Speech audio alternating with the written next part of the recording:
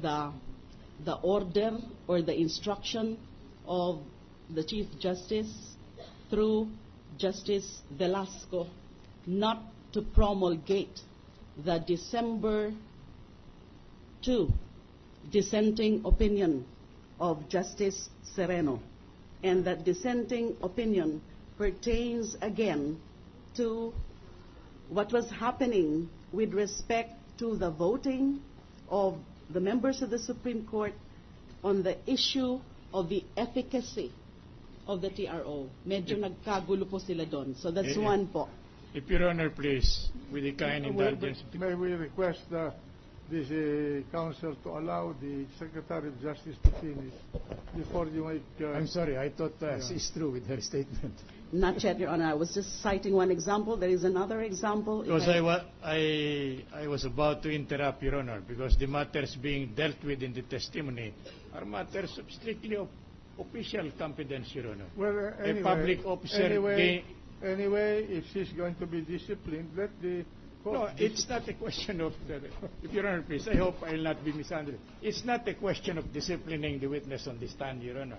It's a question of violating the rules of etiquette insofar as official matters learned in official competence by an official, Your Honor. Yes, but and these are matters we are gathering the evidence here. Anyway, at the proper time when the turn of the defense will present its evidence, you can controvert everything that the Secretary of Justice is stating here. Maybe these are open to question. Maybe we will not go that far, Your Honor, because we do not subscribe to the pertinency, materiality, and relevancy of the statement being adduced through the testimony of the Honorable Secretary in connection with the impeachment complaint. Not that I'm discrediting her, but if the purpose is to support the complaint, Your Honor, it is our humble submission that it is entirely irrelevant, impertinent, and immaterial. Well, true, we will allow the Secretary to continue with her statement. Anyway, these are matters learned in official competence, Your Honor. I was once there for almost... No. Your Honor, thank you. Well, so ordered, anyway. Thank you, Your Honor. Before I cite the second example, may I just respond briefly? Yes. What I'm saying now is what I read from the dissenting opinions and other resolutions. So this is not a disclosure of something that is confidential, because these matters have been succinctly or explicitly revealed or disclosed by Justice Sereno in her dissenting opinion. And according to her, again in the dissenting opinion, no one from among the other members of the Supreme Court have come out to dispute the accuracy or the correctness of her revelations with respect to those processes, the goings on, the voting. So it's all a matter of record, Your Honors. I'm just probably paraphrasing. Are those statements that you made found in the dissenting opinion of Justice Sereno that had been presented by the gentleman from the prosecution? Yes, Your Honor. Just as a part of your examination by him? Yes, Your Honor. All right. It's part of her dissenting opinion dated December 13. The second example po, Your Honor, is... Di po, pinapatuloy po. I'm sorry. No, I said proceed. Please let the Secretary of Justice... I'm sorry, Your Honor. Thank you, Your Honor. Madam Secretary, go ahead. Yes, Your Honor. The second example, again as disclosed by Justice Sereno in her dissenting opinion, and even by Justice Carpio. But maybe for the sake of accuracy, can I ask for a copy of those dissenting opinions? With the permission of the court, may we show the witness go ahead. Exhibit we have already V1. We have already gone on record, Your Honor, as admitting all these documents, the Well, main opinion together anyway, with the dissenting since you- opinion. Since you have admitted the accuracy of this or No. this document, whether you admit existence, the accuracy is something else. The chair does not see any harm if the Secretary of Justice will read a portion of this document as a part of her testimony. So let her do so. You may proceed, I think. The witness, Mr. President, is going over the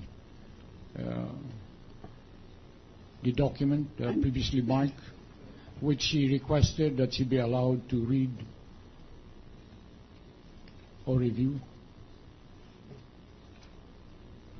Yes, Your Honor, I'm reviewing both the dissenting opinions of Justice Serrano and Justice Carpio. Yes, 5 minutes.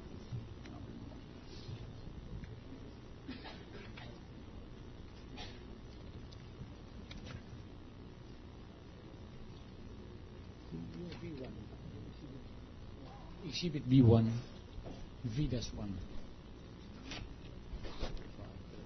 Namarka na ba natin yung V-1? As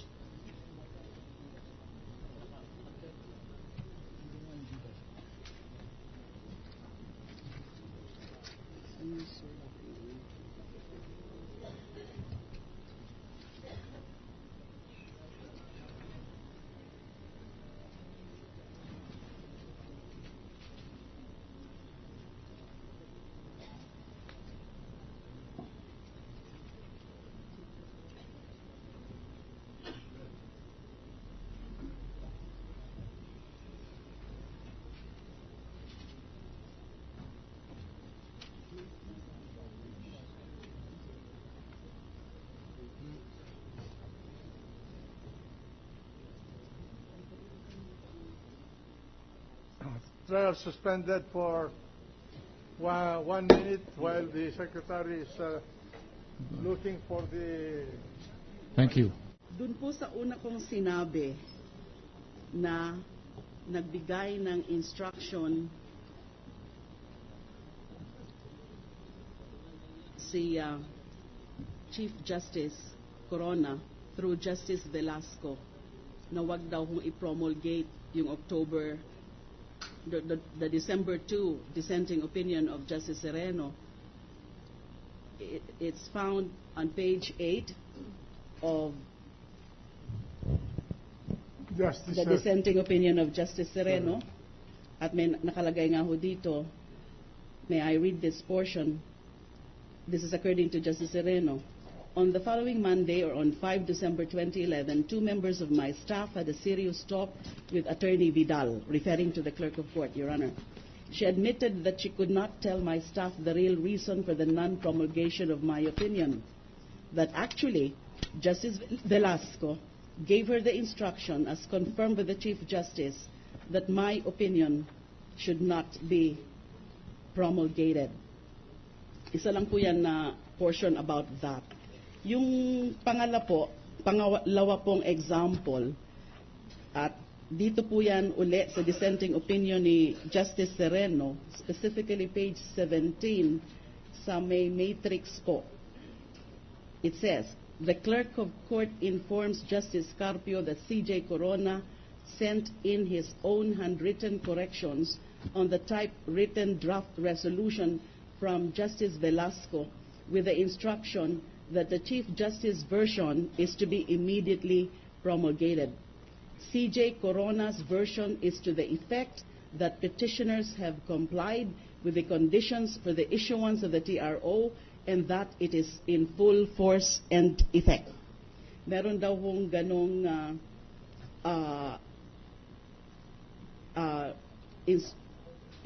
pinarating sa Clerk of Court.